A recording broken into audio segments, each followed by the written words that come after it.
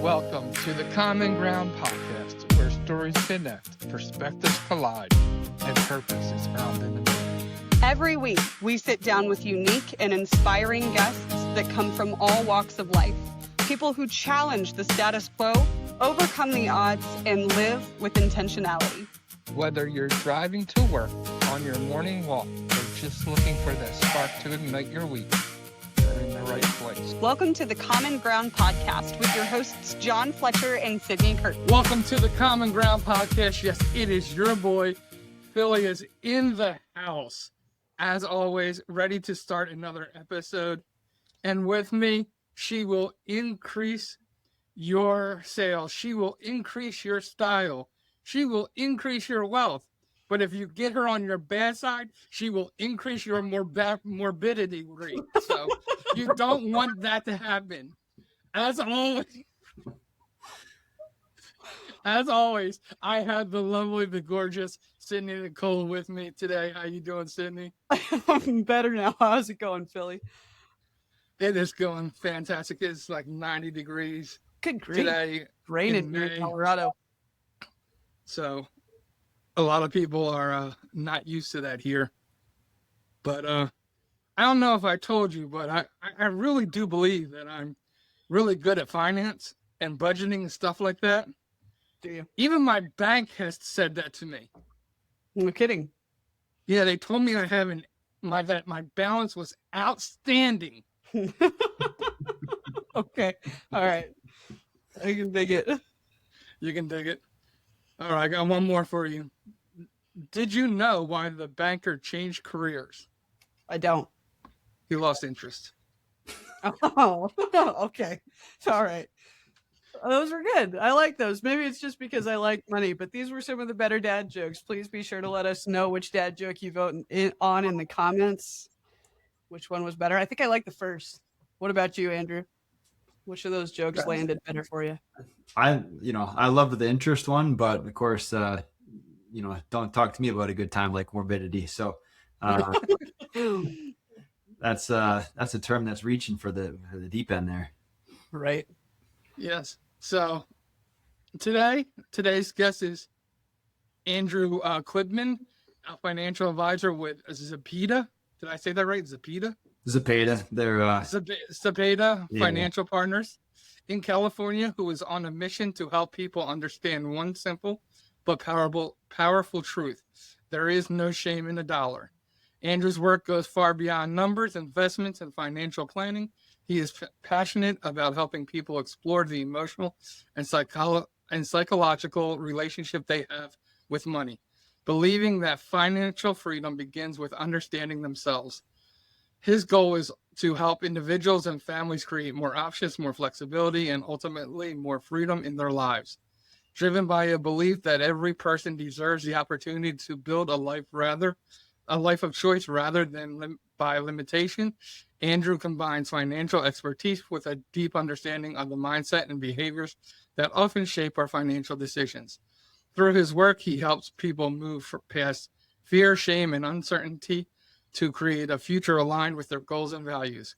When he's not helping clients navigate their financial journeys, Andrew enjoys spending time with his wife, with their corgi, Colt.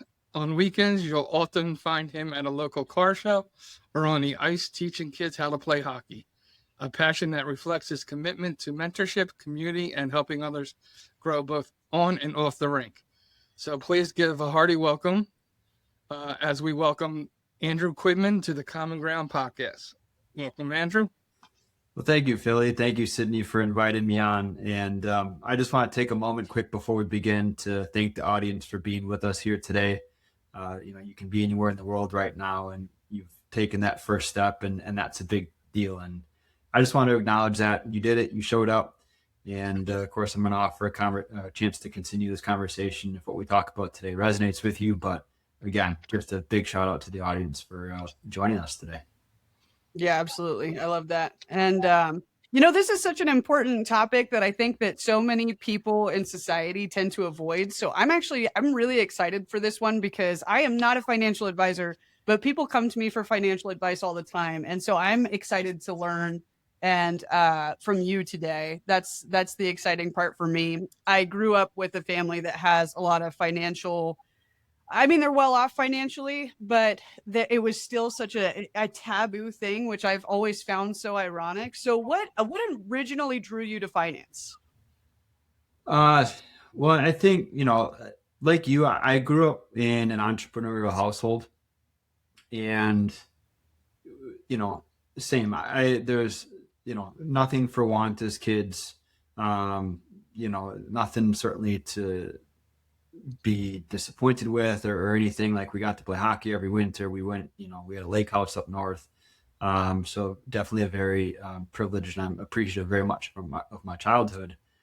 But kind of one of my more early memories about just, kind of the balance of how people handle stuff like, having money. We had a small business, right? It was a candy store.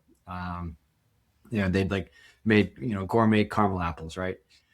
So you'd think every kid's dream. But kind of one of the interesting things that happened early on, which stuck with me because I'm a car guy, like, Philly had said before. My parents, my mom specifically, was nervous about driving. They bought a used BMW. It was like several years old. It wasn't new. They didn't spend a ton of money on it, but just the brand itself and having that car parked in the back of the shop, she felt nervous and conscious of what her employees would think of her for driving that car. And today you'd say, well, why? Who cares? Anyone can buy anything, especially if it's a used vehicle. It's not like you drove it off the lot or whatever. And you just don't know everyone's background on what they have. And so that was kind of like an early example of just kind of some of the feelings that I encountered around, finance and money as a kid. Yeah. Well, so, and what part of that made you want to help people understand how to invest? I actually relate to that story a lot. So my dad owned Lazy Boy Furniture Galleries growing up, just one franchise, but he owned he owned the number 4 volume store in America for a really long time. And his employees drove new BMWs and Lexus and Mercedes. All of them made payments on them and stuff like this. And my dad, and it was one of the things that I really respected about him, still do, he drove I can't remember what year it was, but I want to say '02 Chevy Suburban that the window didn't even work on. He had to, like, in the winter here in Colorado, when he got out of his car, he had to manually like use his hands and like push his window back up into place because it would fall. And it was just one of those things where he just was like, a car's a depreciating asset, and that's not something that's valuable to me. So if somebody else values cars, then maybe that's one of the things that, they set metrics and they can earn that with whatever they're trying to achieve. But like, cars are just not something that's important to me, and I feel that it's a waste of money. Mm-hmm. Yeah, I mean, that definitely happens. I mean, just, and to answer your question, like, how did that transfer, or how does that story like lead to me, becoming a financial advisor? Well, that happened by accident. Okay, fair enough. At one point in my life, saw, a biology major in undergrad. I thought I was going to go on and be a medical doctor.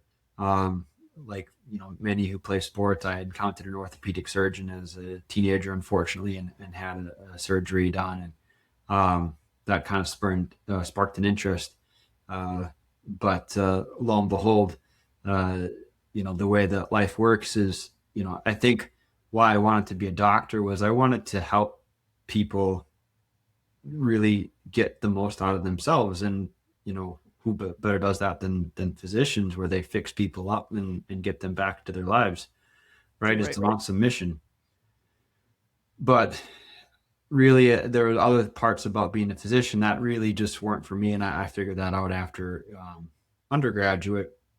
Ended up in the pharmaceutical and biotech world, still with that mission of, hey, I want to help others. I want to, be a positive force in the world. And several years ago now, I wrote down, in January, hey, I want to learn more about finance. And I had a financial advisor at the time, but I didn't feel like he taught me a lot. I felt like pretty disconnected from the process. And so I just wrote that down for myself, that, take some ownership for my actions. And lo and behold, ended up being a financial advisor 8 months later. Very cool. Ended up taking all the tests and going through all the learnings and everything. And I'm so happy I did that. Like the mission's still the same, right? That core piece for I want to build a better community and I want to help and educate others. And so this is the shape that it's taken, and I'm very grateful for it. I guess the core though of being a financial advisor, and it kind of comes back to the first thing that you guys were talking about, and how you talked about your mom and what she thought having a BMW might represent in her driveway. I know, like, that's one point of view, right? I grew up in the city, in the inner city. So if you have a BMW, there's a whole nother stigma that's associated to you. Like, are you doing drugs? Are you doing stuff that's illegal? Because you shouldn't be able to afford that kind of stuff. And so everybody has, but the point is that everybody has this different relationship with money. And I think at the core of financial is all a struggle on how we define that relationship, how we nurture that relationship. What do you think are the root causes? Well, what do you think? Is there a true definition of a relationship with money? Is there false relationships with money? Or is there a core relationship and then we have to learn how to, and on our views and our status in life all determine the way we view that one core value. Do you understand the question? Yeah, I think I do. And so I guess I think about, like, you know, when someone first sits down with me, right, we have a conversation. Maybe you've met me for someone else. Maybe we're talking for the first time. And I hear things like, I know I should have done this, or so-and-so said I should be doing that. Or, you know, I read about this in the news, but I'm not sure about it, but it sounds like I should be doing this. And so there's a lot of shoulds and coulds and kind of almost wishful thinking in a way around everything. And that's the emotion part of what we have to kind of address early on, because ultimately the way that, like, we view money as, like, your advisor, it's a tool. Start and stop. That's it. That's all. Right. It, you know, if you put it in something that makes interest, you make money. If you put it in something and you lose interest, it loses money. But at the end of the day, what we are trying to create is options and flexibility, right? Yeah. There's no shame in the dollar itself. I want to get even deeper than that, because I think depending on how you grew up, what maybe faith you have, Sure. what other aspects can contribute to it. I think for some, their relationship with money, like, they could grow up in a house where everything was about the dollar, right? And so you either, in one of those, you either have that, I'm going to chase the dollar because that's what I've been taught, that the relationship with dollar equals my worth. Yeah. You may rebel against it and be like, I didn't get my parents' love because of the dollar, so I don't want anything to do with money. It's not cool. What was that? I said, why are you attacking me right now? That was my entire upbringing. I'm not attacking you, but I've actually heard.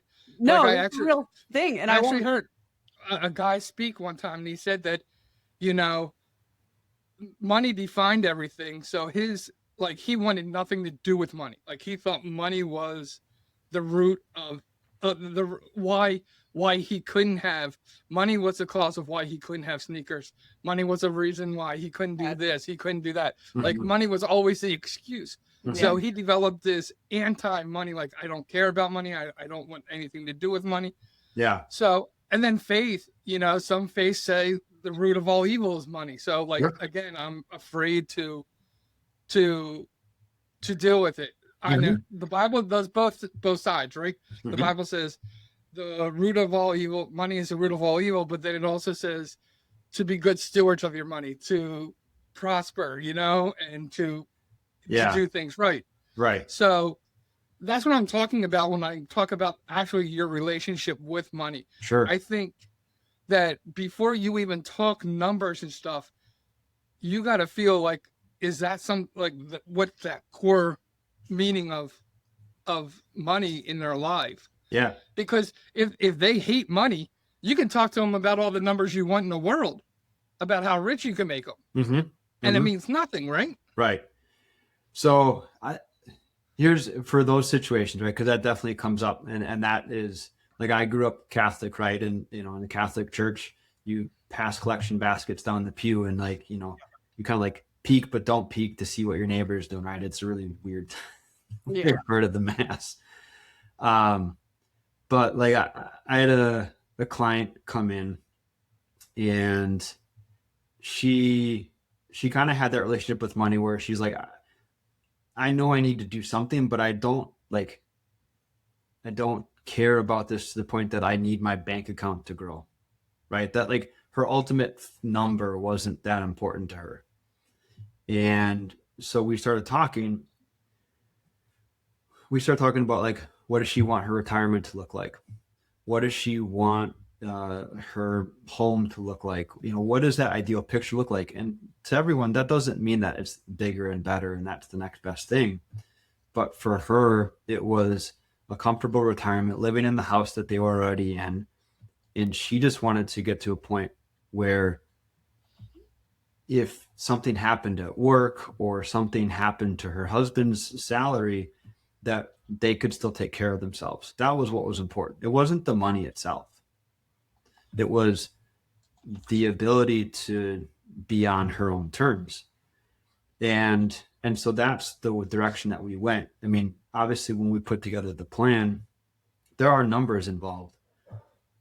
But the first steps of it are always, if this is what you want, you tell me your ideal retirement is you want to live in this 3-bedroom house, you want it paid off, and you want to hit retirement with a full head of steam and potentially living until you're 90. And you'd ideally like to retire at 60.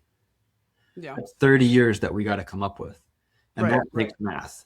And so, you're exactly right, Philly. Like, we're taking the emotion out of it. It doesn't matter that $2 million, $3 million, $4 million, whatever that number is in retirement, it's only dictated because she told me she wants to live a certain lifestyle, living in the current house that she was in, and she wants to be okay, to make it to 90 years old. That dictates the number. Yeah. And Sydney, I know you got a bunch of questions. I got one more before you start you're not allowed to. How do you deal with like a married couple that one person may have that one viewpoint of money and the other person has the other viewpoint of money? Yeah, that one happens. Couples, and I try to make that clear, right? You are entitled to have different opinions on money, right? Even though you're married or you've been dating for a long time or whatever it is your situation, you're entitled to that viewpoint. What it ends up happening usually is, because we put such an emphasis on talking what the money allows us to do, then that kind of gets the ball rolling a little bit, right? And so, in those situations, we usually take an easy first step, right? Which, like, let's just set up what a budget is for the group, for the family. Right. And that usually is like that can be a tough first step, because I think sometimes people associate with setting a budget with a financial advisor as me then coming in to tell you how to spend your money. Not the case, right? Ultimately, it doesn't bother me how you spend your money. What I'm there to make sure that happens is everything happens on your time frame in a manner that you're comfortable with. Right. So if we say we're going to set aside 60% for your living expenses, and we're going to set aside 20% of your income for your goals, that is usually, we can kind of get some buy-in there. And then how we attack those goals. I just had this conversation with husband and wife recently, and there was kind of this disconnect, right? But once we put it in terms of the family and against some of the things that they want to accomplish, everyone wants to do something. Right? They wanted to be able to go on vacation with their kids once a year, and they wanted to be able to help pay for some college. And those were things that were important to both spouses. Yeah. So that's where we kind of find that common ground. Common ground. I was about to say it. Yeah, no pun intended. Yep. But yeah, so that's where we kind of like look for that middle spot. And I just try to keep the emotion out of it as much as possible when it comes to like the actual dollar. It's a valuable thing. And my question was, I mean, it's in that same vein. It's a lot of people are not broke because they're stupid. They're broke because they're scared of money, because it's not something that's talked about enough. I mean, you said it when people come to you and they're like, I know I should have done this, or I should have, done X, Y, Z, even if they're not like, haven't nailed it head on, like they've got a general idea of what you're supposed to be doing with their money. But financial trauma is real, and people act like it's not because nobody wants to admit that they're drowning. And you've got some people on one side of the scale where they grow up hearing money discussed with wisdom, or like entrepreneurial, similar to how you and I grow up. And then you've got people on the other side of the spectrum. Like my husband grew up with a household that was screaming and fighting about bills all the time. And so he had emotionally disconnected from, I don't care about money if this is what it causes in families. Right. And I grew up on the opposite side, where it's like all my family actually cared about was they didn't give a shit about each other. They just cared about like, are we like, where's the business at? What are we doing? What are the kids doing athletically or in the blah, blah, blah. I mean, the bottom line is you don't just inherit things like your eye color. You inherit fear, scarcity, shame, and financial habits from your parents. So like not just in marriage, but when you have somebody come in, and it's really encouraging to me that people like come to you and financial advisors in general for advice, regardless of their monetary background.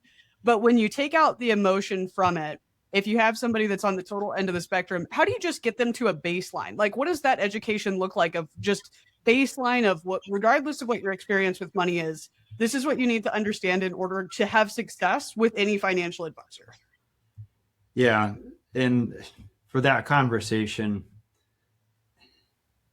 where I think some of the difficulty comes in with the emotion side of this is a good financial advisor, someone that's a fiduciary, right? A fiduciary is someone that is licensed and legally obligated to look out in your best interest at all times. So if you see a financial advisor, they also call themselves a fiduciary, you're headed the right direction. Got it. When you start with that, I am going to ask you really tough questions that are uncomfortable. I'm going to ask you, what happens if your spouse dies? I'm going to ask you, what happens if someone gets really sick? I'm going to ask you, what happens if one of your kids gets really sick or dies? What are you planning on doing about those situations? And those, like, I obviously don't just come out and say that like I did here, right? So it's a little bit of a warm up, but why I'm asking those conversational questions is because I think like one of my favorite quotes of all time, this is not mine, I took this from someone else, but people only think other people die. Right. Right. Yes. Yeah. Right. And translate that. People only think other people get sick. People only think other people get fired. People think that they are the most valuable parts of their company that they're a part of. And that all may be true to an extent, but we know statistically that's not the case. Yep. So when it comes down to it, I don't need you to like money or love money or dislike money. What I need you to understand is that we are trying to set up a situation for yourself that is the best case scenario with the variables that are in front of us. Mm-hmm. So based off of your budget today, this is what we can do. And, you know, I have a great friend and client. He's got a small business. He's a partnership with a couple other people, and he just had his first daughter, which super happy time. All of a sudden that threw into focus a lot of things of what's most important to him. And he wants to make sure, and we're helping him set up everything to make sure that no matter what happens to him or his wife, their little girl is going to be okay. Right. She gets to stay in the house. She gets to identify, you know, who's going to be the guardian, all this stuff, right? Because if you don't take care of it, someone will. And in most cases, it's going to be the state or the federal government. Yeah. And if you don't Yeah, want them making those choices, then that means you have to make some choices. That's the truth. It's good stuff. So helping them through that, it allowed him kind of some more flexibility and some more freedom, that he's able to be the best father he needs to be. He's able to be the best, leader in his company that he's able to be. And that's what letting go of some of this stuff kind of allows you to be. It allows you to be the best human for where you're at today. Right. Yeah, that's good. When people come to you, do you find that most people are like, I have no idea what to do?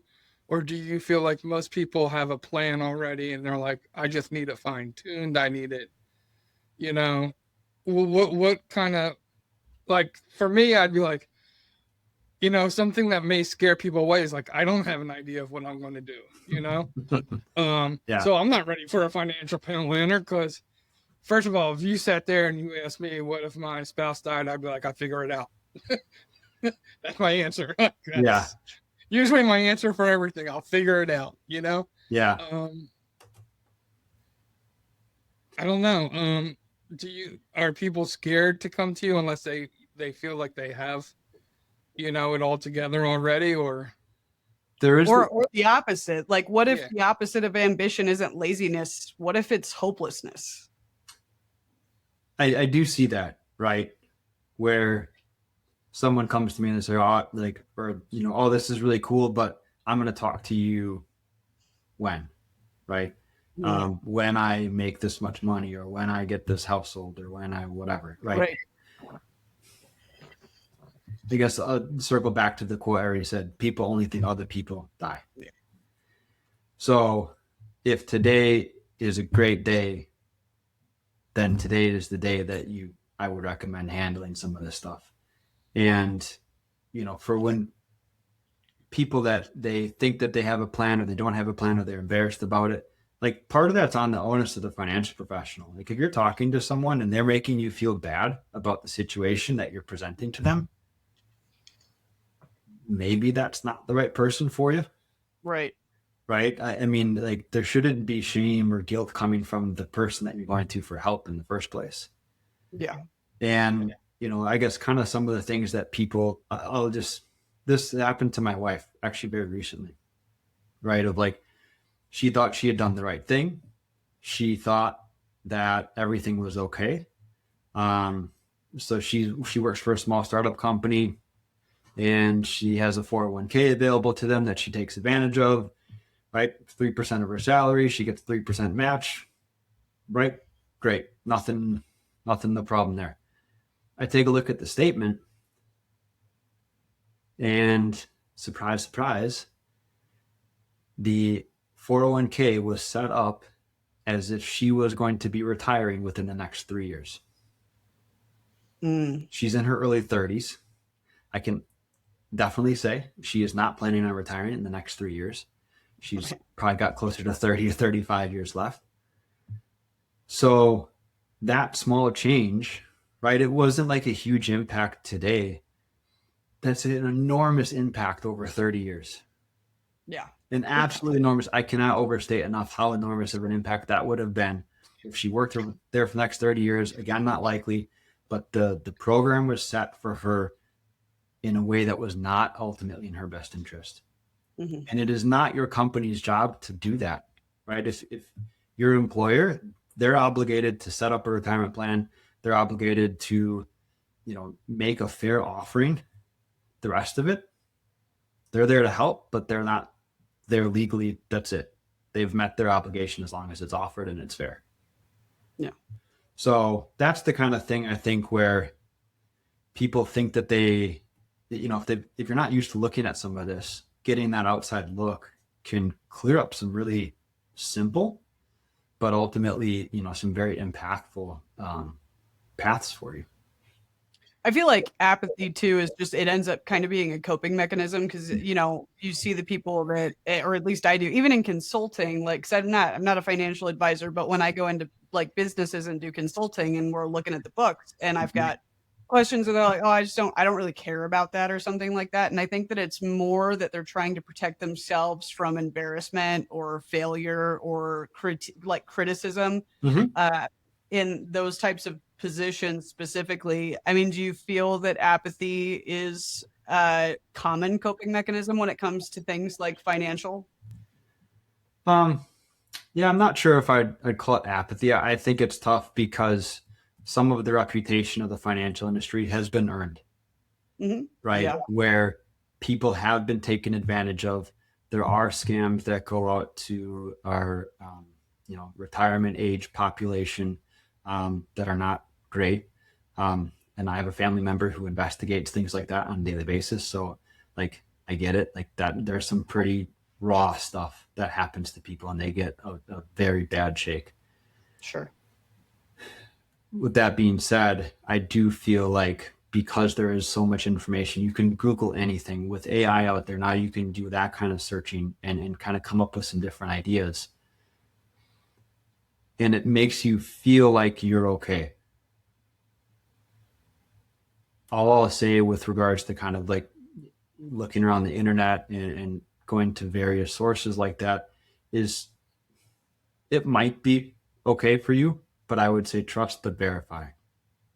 Yeah. Because, like, again, I'm taking this from my stance as a fiduciary. I cannot say in a very public setting universally that a specific investment is good for everyone. I get in huge trouble for that. Right. We wouldn't be having this conversation. Sure. So if you see someone out there that is suggesting something very specific to a very broad audience, it might be okay for you. I can't say for sure that it wouldn't or that it would, but understand that they might have certain incentives for what they're doing. Right. And make sure that that's also going to be in your best interest. Yeah, that makes a lot of sense. Right.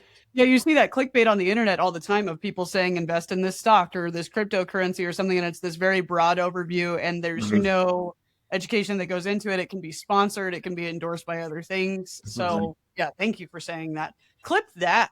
I'm so tired of people talking about these meme coins. My God. Yeah. I don't know. I think the only thing that's ever 100% is if you just do everything Nancy Pelosi does, then you'll be a millionaire. No, don't say that. Don't say that. I can say that because I'm not a fiduciary. That's a great point. I can't begin to endorse that statement because, again, right, difference in kind of regulatory bodies and what can happen to me for endorsing something like that. So I would never endorse Nancy Pelosi on this podcast ever. Like, ever. I think, like, it's, and as a fiduciary, like, or a financial advisor or someone, like, you don't need me to invest in a stock. My value to anyone is not because I can buy an Apple stock and you can't. Right. Sure. That's not it. Right. You can do that without anyone. Yeah. Where the advice comes in, like the way that I feel about it, like, and I'll give you another quick story. Like, my job is to be there on probably what is going to be one of your worst days of your life and help you navigate that situation. And like, I had client, and her dad walked into a hospital on Sunday, and on Monday he was gone. Yeah. That was it. Sad. And I knew him. He's a super lovely human. She was obviously heartbroken. She was dealing with all of the emotional angst and anxiety that comes with that. But her first words to me about her dad dying, as soon as I got the message, it wasn't, reminiscing about the good things or kind of all the great stuff about the man that he was. Her first question to me was, do you know what his passwords were? That's a tough day. And, she's mourning her father. And the first thing she's got to handle is passwords to accounts. Yeah. That's where someone on your team steps in. That's where that person is there to help guide you through those situations, take care of some of that because the emotional burden that she was under at that time, I'm so grateful that we were able to be there for her and support them as a family, because it allowed her to be the daughter that she needed to be at that time. Yeah. No, there's so much value in that alone, to allowing people to have space to really like process, because in lots of families, especially if they can't afford, somebody to execute all of those things, it often falls on one of the kids to deal with something on top of all of that. So the emotional value and mental bandwidth that gives that person the opportunity to have, rather than just having to navigate it all on their own, is of huge value. Yeah. That's what we're there for. We're there to be a member of your community, a member of your family, a friend. That's the kind of stuff that, if we're well prepared, those are really easy conversations, and that solution on the other side of it, and it's just a phone call. And speaking of not just the value of having somebody in your corner that way, we've kind of talked about how you get people back to level ground with a negative mindset about money. Is it possible, or do you see it where people still have an unhealthy relationship with their finances, even when they are on paper doing really well? Sure. Yeah. I talked to a guy, he was in Beverly Hills. He was a physician. Pretty good paycheck. Yeah. Pretty slim living situation. Like they were living to the max. Yeah. And he saw no problem with it. Ultimately, we decided that we weren't a good fit for each other. But that's a tough situation. Sometimes, we see that sometimes where you've made it. You finally are affording all the things that you want to afford. You get to buy the car or the shoes or the whatever that you have always wanted to get. It's all finally within your grasp. And then someone's going to say, well, hold on a second. Let's set a little bit of that aside. Yeah. That can feel difficult. Sure. Because you did it. You hit what you wanted to hit, and now it's all here. It's not possible. And, that it still takes discipline, even with a lot of money. I don't know. I know very few millionaires that don't have a financial advisor, because they end up being kind of that stopgap or that accountability partner, more or less. Yeah. Because it's easy to try to say, oh, I'll just spend my way through it. Big time. You hear about stories and people who win money. So either gambling, or you've inherited a bunch of money from a parent or a family member or something like that, where you didn't have money today or yesterday, and today you do. Right. Those are the hardest situations, because it wasn't there before, and all of a sudden now it's this big attractive pile of cash. Right. And it can go so quick. Right.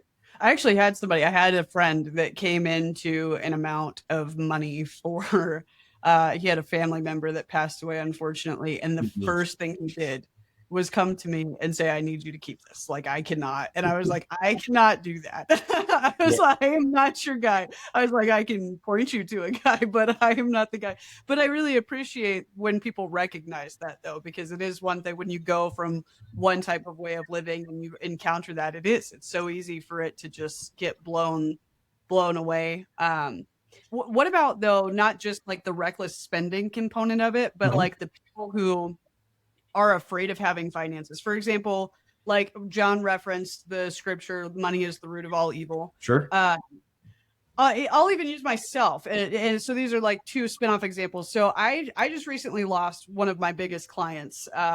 Difference in opinion for we just had to go separate ways. And so I am currently I followed the Dave Ramsey thing. So if I didn't work today, I would not have to work for 2 years and all of the bills would be paid and it wouldn't matter. Yeah. But that is something where I still deeply struggle with. If I'm not contributing monetarily, then even though I have this, it feels wrong. It feels wrong to have it almost sometimes. Does that make sense? Yeah. Well, I guess you go back to the story about my mom feeling guilty about having the BMW. Right. Yeah.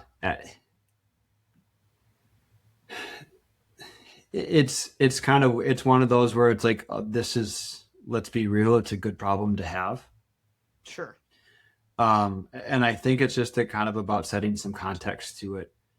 And this is then, I think it's important to acknowledge, like, it's okay to have all these feelings, everything that we're talking about, the fear, the shame, the guilt about having too much or too little, like all these things, like it's okay. Like that's just being human. Yeah. What needs to happen then after that, and what I would, if we were having that conversation about yourself, is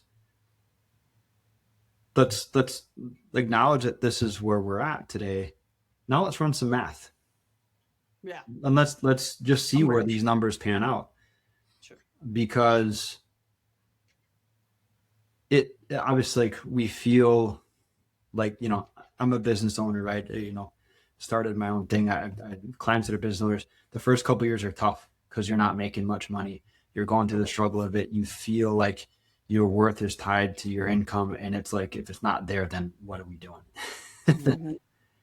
And so that's a super common thing to go through. But if it's there and you know what your monthly run rate is, and you have the ability to hold to that budget, then we need to acknowledge that it's okay. And what you're doing is ultimately, something that you want to chase down, and a goal of yours. And we've got the financial stability. And this is, again, options and flexibility. Right? We keep coming back to, you created the options and flexibility for yourself to have a 2-year runway. And that's something to be very proud of. Sure. Is it ever too late to start? No, never. Easy answer, right? But, as an example, it's like one of the harder conversations that I have sometimes is like pre-retirees. So people that are looking to retire. And went through this a couple of years ago. He was really excited about retiring. He said, I want to retire next year. I said, okay, let's run some math. Not ready. Yeah. Right. Tough answer to deliver, right? I felt super bad about it because he was so excited. And I was like, I'm sorry, this is what the math says. Like, we got to keep going for a little bit. Yeah. But we also, in that instance, took a look at what he was doing for his investments, also took a look at it under the hood in his 401k, and he was way out of balance for where he was. You sure? We corrected that within, I think, 4 months. He was super concentrated. For him, it made sense when he was younger. It didn't make much sense for him when he was older. We deconcentrated it, diversified. Within 4 months, the one thing that he was most invested in by like 60% tanked. And he would have lost a lot of his savings. Holy cow. Right. And so, again, this kind of just gets back to, like, it's not too late. There are things that can be done in all situations. Maybe not everything that you'd want, but we can definitely set up a better situation than where we were headed. I know that by the numbers, I think what used to be like the average American, I think, had 3 to 6 months worth of savings available to them. Yeah. Sydney being Sydney has 2 years, of course. She's right. I'll tell you that right now. Right. But the statistics are today that people don't even have $700 in savings. Holy cow. Is that true? The average American is less than $700 in savings. Andrew, can you verify? Are you allowed to verify that? Verify that specific statistic. So I can't speak to that. That's crazy. But I can say, if everyone had 3 to 6 months savings, my job would be a lot easier. Wow. That's absolutely insane to me. And this is across income levels. This is irrespective. No, sure. Yeah. I mean, I know that's okay. John, go ahead. That's wild to me. Yeah, I heard it on a business podcast is where I got that information, and it had to do with like inflation going up. It had to do with costs going up. That right now, I think debt is at an all-time high. People are maxing out their credit cards. If you look at the data, Mm-hmm. everything like the the average American is suffering at a huge rate. Mm-hmm. For somebody who's dealing with those kind of things, where and is feeling hopeless, you know, what is like I think some people may not even have 700. Some people may, with the way gas has gone up. I know the gas is killing me as an Uber Mm-hmm. and Lyft driver. You know, is cutting my income dramatically. Is New word.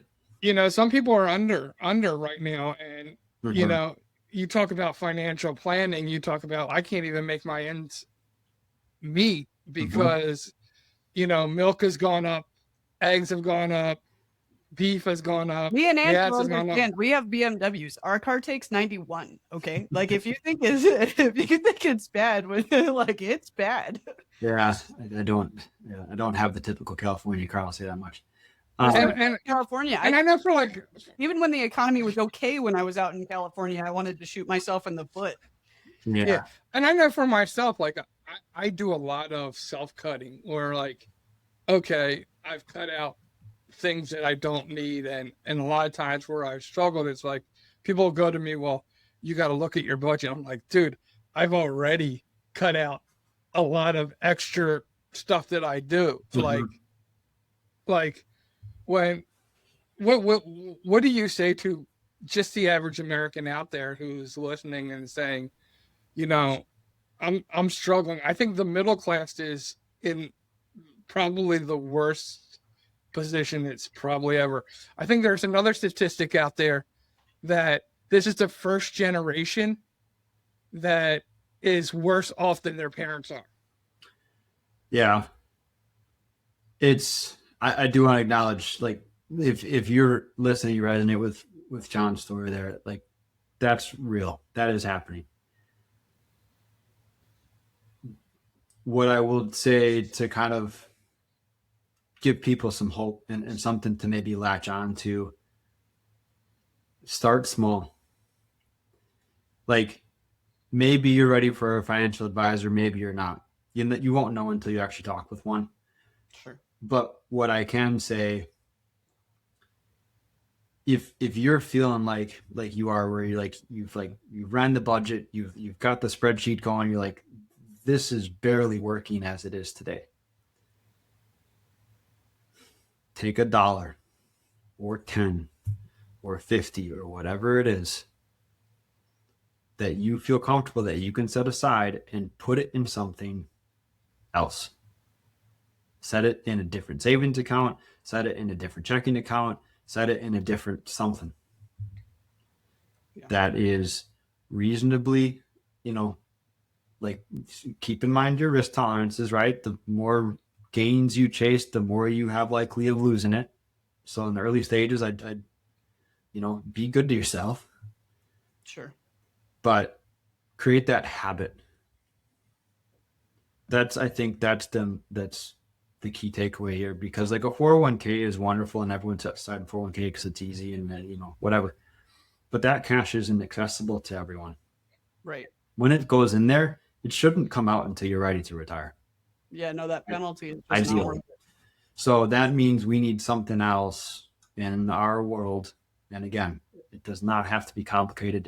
If you're that close, it shouldn't be expensive. It should be, something that's within your reach, and just start the habit. If it's $1, that's fine. Then set aside $1. Yeah, I talk about those micro habits with people that I work with on a smaller scale too, because again, I am not the financial advisor here, but I hear people very oftentimes that trap themselves in the middle class or a middle lower class without even really realizing it, because of things like micro expenses that they're spending money on every single day. And like when I go into their expenses, I'm like, okay, we're paying for 5-6 subscriptions. And if we're trying to make change, honestly, you shouldn't be having time to watch TV. But I'm a hard ass because I coach. So it's like, if you have time for 6 subscriptions, then we've got a whole separate set of problems here. Sure. And then, they've got like on my way to work, I didn't grab anything. And so I swung through Starbucks and got coffee and my breakfast. And then I didn't have meal prep this week and I was starving at lunch. So I went to the gas station and just got a snack. Right. But it's like these micro expenses. I'll find that sometimes people are spending $15 a day on just these micro expenses. And it's like, there's an accountability piece there too, that goes in. And I recognize that it's not that there is an economic crisis, that things are more expensive than they have been. So I'm not negating that whatsoever, but I always say like, well, like if we're all in this economic crisis, right, what can you do? Right. Like, what are you contributing to it or lack thereof? Yeah. So that's, I think, like an easy first step for everyone is like, start with, with what John did. Make a budget first, see where things are at, because I think most people surprise themselves going through that exercise. Yeah. Step 2, then identify a way that you can start small. And, compound interest is a real thing. Inflation is a real thing. Like, take some of these things into account as you're getting going. And, again, I invite you, if you want to have a conversation with me and continue this, right? Just drop me an email at noshameinadollar.com and we'll get in touch and we'll start to have these conversations, because really small effects can have a really big impact. And I think that's kind of like, just to circle back to the psychology of all this and the habits that people create, for better or for worse, no judgment at all. You learn what you learn because of your parents and other people that you grew up around. That does not mean you have to live the same way that they lived and approach things the same way that they approach things. It is okay if you want to make a change, and it is within your power to do that. Mm-hmm. So, I see that sometimes where mom and dad did something a certain way. And I'll tell you, Social Security, everyone knows, is struggling right now, right? We're kind of starting to hit a cliff with it, and no one's really taking accountability for it right now on a national scale. Yeah. That's not going to be right now. The way it looks, it's not as robust as it would be. Like for my grandparents, they've been able to live on that and some other things, and it's been fine. Right. They also had pensions. Most people I talk to don't have pensions. So what worked for them may or may not work for you. And it's okay to understand that, acknowledge that, and say, it's okay if I make a change, because I want to teach my kids better. If I'm a parent, I want to leave them better off than what I was given. Exactly. I have one more question, and I know that John's going to start winding us down. So my last question for you is, some people say that mindset is everything, and others say that mindset means nothing without opportunity. Usually the truth lies somewhere in between. What are your thoughts on that? I'd say, I guess I would land on the mindset creates the opportunity. I like that. Mindset creates the opportunity. I became a financial advisor on accident, but I jumped in head first. If you believe that you can set aside $1 for your future and you want to pay yourself that because you're worth it, mm-hmm.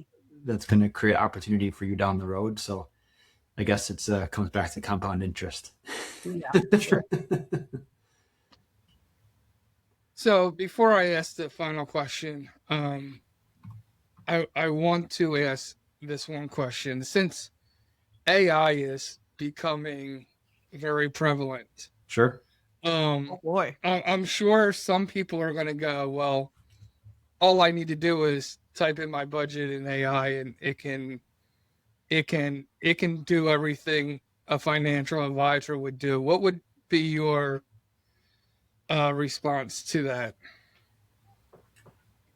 Do you really want to put your sensitive financial information into a program or a system that you don't know where that data is going and what's on the other end of it? That's first. Yeah. If you're comfortable with that, then, second step, I would say AI is a great step in the right direction, but it is a tool right now, for everything I've seen from a financial side of it, so I can only talk to my experience on this. It is a tool that takes an aggregate answer statistically and cranks out what that answer will be for you. You may not be average. So that situation might not be in your best interest. It very well could be. But again, we talked about before, trust but verify in that situation, because I mean, for me, it would scare the crap out of me to put, really personal financial information into an AI tool. As it should. That makes me uncomfortable on like a number of levels. And as someone that would know people that do that, and someone that would do that myself, I would never do that. It's not regulated. We don't know what people are doing with that information. It's going wherever it's going. So that's my AI response. Is there any place where you do use AI as a financial advisor? It can help with some of the statistics of everything, like to crunch large amounts of data, but that's going to be like on the analysis side of it for investments. It wouldn't be ever on, I'm putting in someone's information or how much their house is worth or all that kind of stuff. No, not a chance. But if I want to analyze already publicly available information, then that's a tool that we would leverage. But it has to already be out there. I wouldn't put anything out there that's personal. Yeah. All right. If Andrew could go back to any point in Andrew's life and say, you know what, you should have start doing this now, instead of waiting 25 years to start this, or don't do this because that is an idiotic move and you don't realize it yet. But what would you say? What time would you go back to, and what would you tell yourself? I'll share a story where I wasn't perfect. I was early 20s. I was new to my career, really excited to get going, really wanted to learn, really wanted to be the best that I could be. I had made a little bit of money in my career at the time, and I found this program that was overseas in Ireland, where if I paid up front, I would get to go to this like success weekend seminar thing. And it was like, you show up in tuxedos and like the whole thing, right? It was like, whatever. It was pretty posh, I guess, as the British would say. So I wired $10,000 over as a down payment. I then did a little bit more homework, and I found this guy's podcast. It was so poorly produced and it sounded like such crap. I all of a sudden realized I had made a huge mistake, that this program was nothing like I thought it was going to be. And I had already wired the money. I never got it back. I called them, and like, for those of you that have like been in that situation, like legal fees are enough. And it was international. So it's like, by the time I really did anything, like, boy, do I know. that money is just gone. So get excited about growth, but maybe explore some books first before loading up on a whole. The whole trust but verify. That's what that comes back to. I bankrupted a company. I wired $75,000 to a software developer, and I had to get the Department of Justice involved to get it back. We were talking about people that were working overseas, and I'm still doing my mobile app with somebody that's like holds dual citizenship now. He's actually one of my business partners. I made him fly out to Colorado to meet me, but boy, have I been there. Yeah. So that would be for the 20-year-olds out there: grow, learn, you can. Don't wire money unless you really know where it's going. Yeah, exactly. Because it's not coming back. So there's my lesson for today. Well, that's going to bring us to our key takeaway segment. Hi, I'm John. Some of you may know me as Philly from the Common Ground podcast. One of the principles I live by is proper planning prevents poor performance. Most people plan vacation backwards. They pick a destination first, and then they try to figure out what to do once they get there. The result? A good trip. but often not the experience they were really looking for. See, at Experience Vacations Travel, we do things differently. Instead of asking, where do you want to go? You start by asking, what experience do you want to have? Do you want adventure, relaxation, family memories, romantic getaway, a bucket list experience you'll talk about for years? See, once we understand the experience you want, we can build the vacation around it. Because a vacation shouldn't just be a destination, it should be an experience. If you're ready to stop planning trips and start creating memories, let's talk. Experience Vacations Travel, where the experience comes first.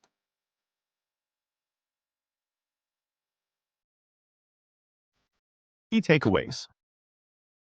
And for me, it is, I think you have to first really try to understand who you are and your relationship with money.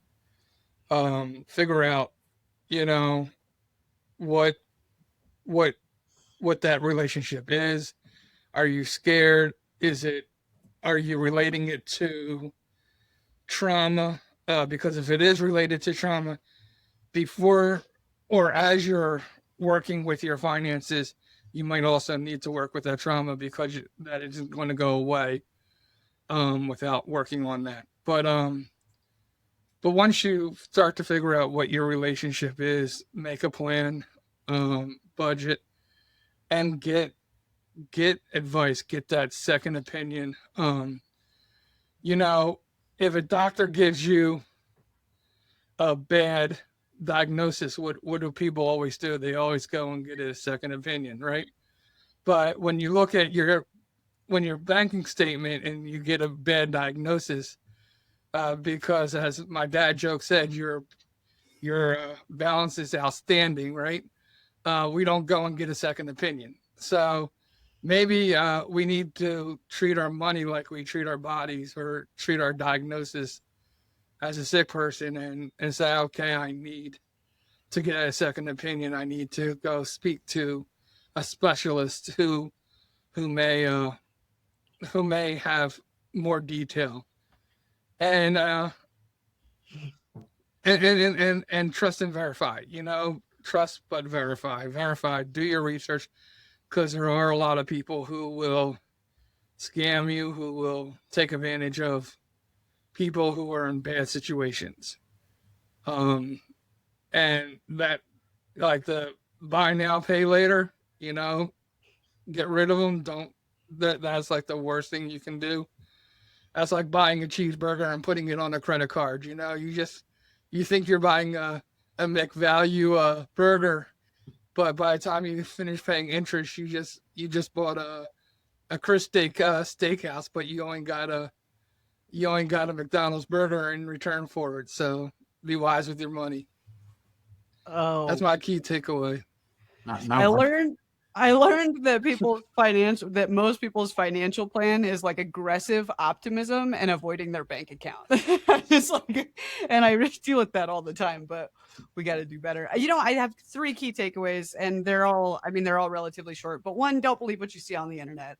The whole idea of, and you worded it really well. If you're casting a specific suggestion to a broad audience, then there's probably something that doesn't align there. So don't believe everything that you see on the internet. I think that also people can be financially successful and still be emotionally trapped. I think that happens because comparison destroys peace.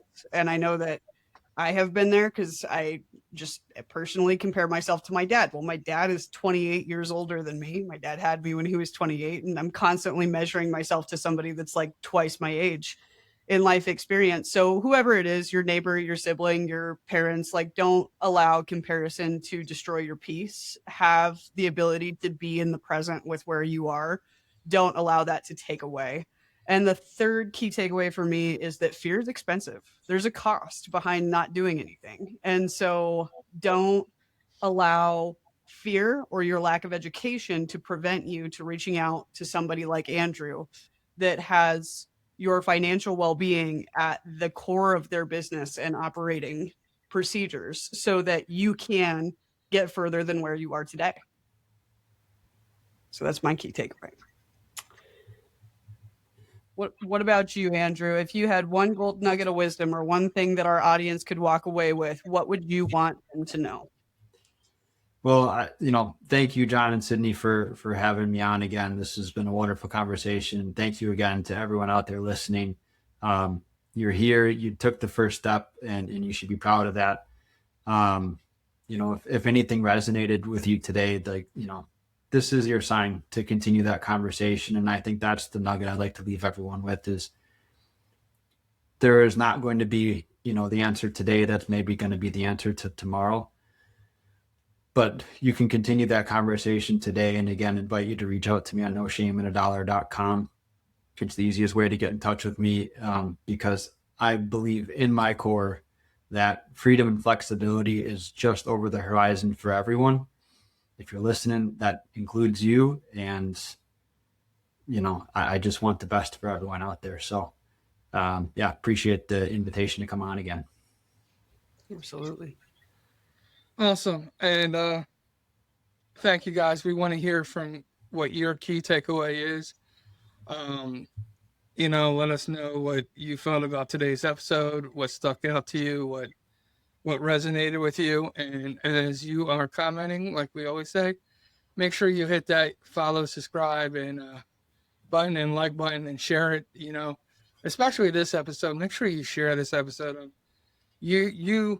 Somebody may look like they have it all together. You don't know who in secret is really suffering and scared. So an episode like this, you might think, oh, all my friends are doing well.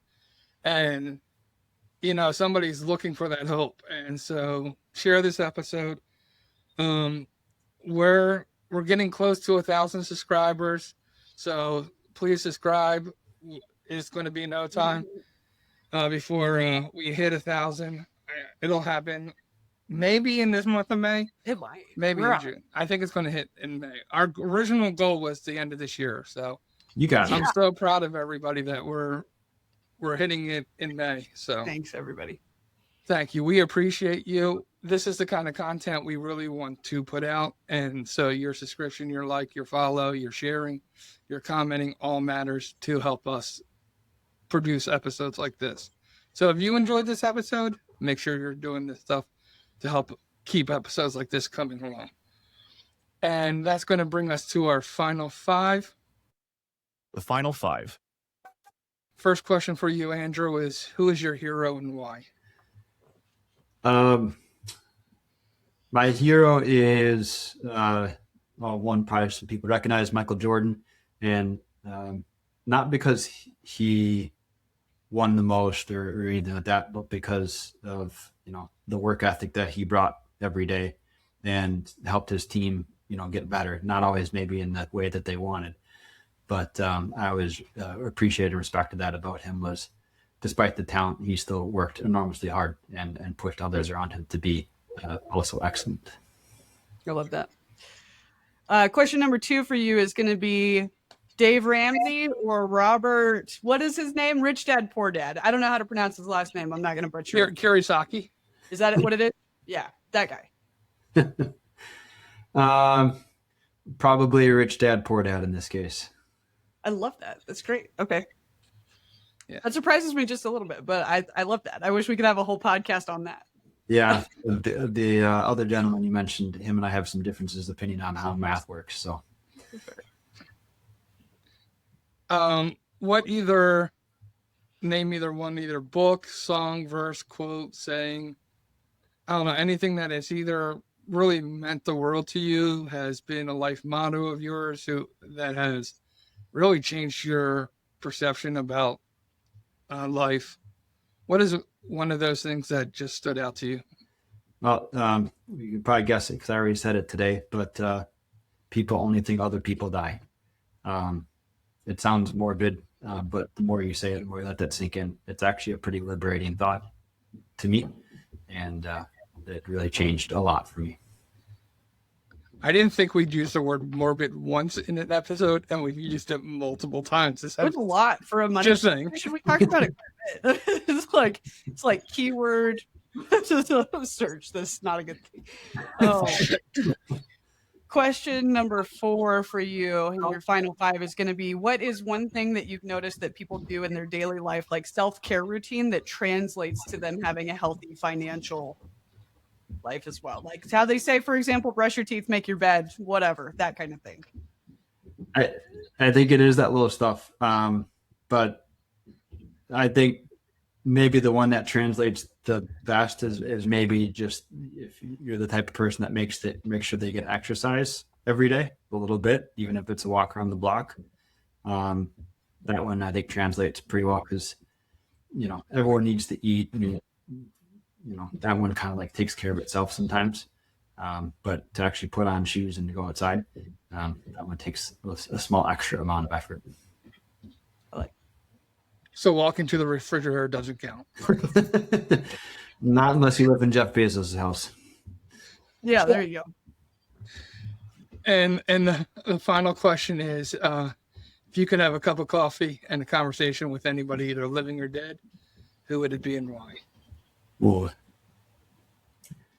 I'm going to go right now because I've been reading his autobiography at the moment. But I'm going to go with Henry Ford. He's a really interesting character. Obviously responsible for quite a lot of the Industrial Revolution, and his thoughts and feelings on why he had a company and what his employees and his customers meant to him was really very interesting. And I think it was unique back then, and I think it's still unique today in that he viewed the responsibility of the company was to the employees and the customers over profits every time. And obviously we know where Ford's at today. So it worked.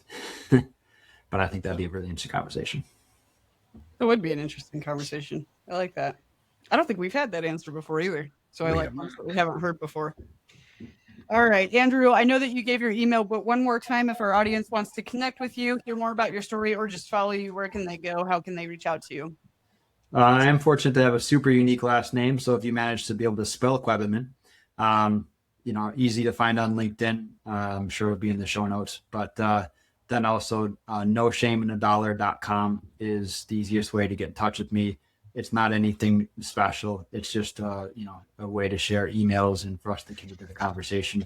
That's all it is. There's nothing else to it. There's no marketing campaign or anything else behind it. It's just a conversation. And that's all spelled out, right? Not like the $sign. Yeah, noshameinadollar.com. Awesome. What a great conversation. Great time. Remember, when we take the time to hear somebody's stories, it gives us the opportunity to find common ground. Thank you again, Andrew, for being our guest today. For Sydney and myself, it has been our pleasure being your host, and you have been listening to the Common Ground podcast. God bless and good night. And that's it for today's episode of the Common Ground podcast. We hope you're leaving with a little more perspective, a little more purpose, and a whole lot more inspiration. So thank you for joining us today. We appreciate it. Thank you to our special guest. If today's conversation moved you, encouraged you, or challenged you in any way, don't keep it to yourself. Share it, rate it, leave us a review. Your support helps us reach more people who need to find their own common ground. So for John Fletcher and Sydney Curtin, we'll see you right here next week, same time, same place on the Common Ground podcast.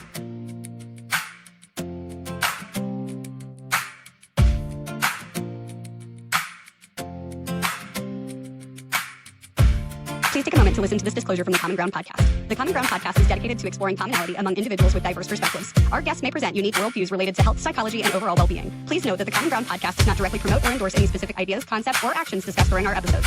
Listeners are encouraged to approach the information shared with discernment and to consult with their mental and/or physical health providers before making any changes to their health or wellness practices. The views expressed by guests and hosts are their own and do not directly reflect the opinions of the Common Ground podcast. Your well-being is important, and we advocate for informed decision-making. Thanks for listening.